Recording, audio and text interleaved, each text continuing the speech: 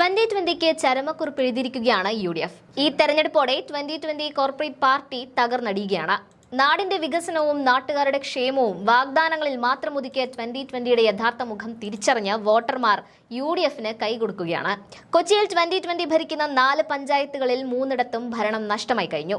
കുന്നത്തുനാട്, കിഴക്കമ്പലം, മഴുവന്നൂർ പഞ്ചായത്തുകളിൽ 2020 നാമമാത്രമായ സീറ്റുകളിലേക്ക് ഒതുങ്ങി. കുന്നത്തുനാട് പഞ്ചായത്തിൽ 17 സീറ്റുകളിൽ UDF ലീഡ് ചെയ്യുമ്പോൾ 2020 7 സീറ്റുകളിലേക്ക് ഒതുങ്ങുകയാണ്. മഴുവന്നൂർ പഞ്ചായത്തിൽ 7 സീറ്റുകളിൽ UDF മുന്നേറിയപ്പോൾ 3 സീറ്റുകളിൽ മാത്രമാണ് 2020 ലീഡ് ചെയ്യുന്നത്. 2020യുടെ ആസ്ഥാനമായ കിഴക്കമ്പലത്തും കനത്ത തിരിച്ചടിയാണ് നേരിട്ടത്. ഐക്കരനാട് മാത്രമാണ് 2020 ലീഡ് നിലനിർത്തിയത്. ഐക്കരനാട് പഞ്ചായത്തിൽ 10 വാർഡുകൾ UDF ഉറപ്പിക്കുകയും ചെയ്തു. തെരഞ്ഞെടുപ്പിന് മുൻപ് തന്നെ 2020 ബന്ധം ഉപേക്ഷിച്ച് നേതാക്കളും പ്രവർത്തകരും പ്രതിഷേധം അറിയിച്ചിരുന്നു. ചീഫ് കോർഡിനേറ്റർ സാബു എം ജേക്കബിന്റെ തനിനിറം മനസ്സിലായതോടെയാണ് നേതാക്കളും പ്രവർത്തകരും പാർട്ടി വിട്ടത്. പാർട്ടിയിൽ സാബുവിന്റെ ഏകാധിപത്യവും അഴിമതിയുമാണെന്ന് തുറന്നു പറഞ്ഞാണ് 2020 ബന്ധം വിച്ഛേദിച്ചിരിക്കുന്നത്. നാടിന്റെ നന്മയ്ക്കായി എന്നൊക്കെ പറഞ്ഞു തുടങ്ങിയ സംഭവം ഇപ്പോൾ കോർപ്പറേറ്റ് മുതലാളിയെ താരാട്ട് പാടാൻ വേണ്ടി മാത്രം ഉപയോഗിക്കുകയാണ്. അതോടെ ബുദ്ധിയുള്ള ജനങ്ങൾക്ക് കാര്യം പിടികിട്ടുകയായിരുന്നു. അവർ ഒന്നാകെ UDFന് പിന്തുണ നൽകുകയായിരുന്നു. കുറച്ചടിമകൾ ഒഴിച്ച് ബാക്കി എല്ലാവരും കളം വിട്ടു കഴിഞ്ഞു. തെരഞ്ഞെടുപ്പ് ചിഹ്നം എന്ന പോലെ മാങ്ങയിൽ പുഴുവരിച്ചു തുടങ്ങിയിരിക്കുകയാണ്. അതോടെ 2020ക്ക് തലവേദനയായി തർക്കവും രാജിയും നിത്യസംഭവമായി മാറിയിരിക്കുകയാണ്. ചീഫ് കോർഡിനേറ്റർ എന്ന പദവിയിലിരിക്കുന്ന കോർപ്പറേറ്റ് മുതലാളി സാബു ജേക്കബ് ഏകാധിപതിയെ പോലെ പെരുമാറുന്നു എന്നും പറഞ്ഞുകൊണ്ടാണ് എല്ലാവരും പാർട്ടി വിട്ടുപോകുന്നത്.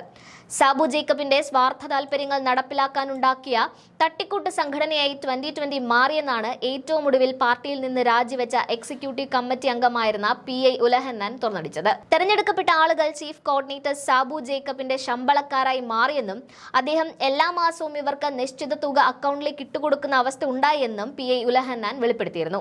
തെരഞ്ഞെടുക്കുന്നവർക്ക് സ്വതന്ത്രരായി പ്രവർത്തിക്കാൻ കഴിയാത്ത അവസ്ഥ സാബു പറയുന്നത് പോലെ പ്രവർത്തിക്കുകയും ചൊൽപ്പടിക്ക് നിൽക്കുകയും വേണം.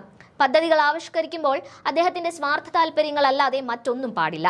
അങ്ങനെ ലോകത്തിലെ എല്ലാ ഏകാധിപതികൾ പോലെ സാബു ജേക്കബും സാബുവിന്റെ 2020യും തിരസ്കരിക്കപ്പെട്ട് കഴിഞ്ഞെന്നും പറയാൻ സാധിക്കും.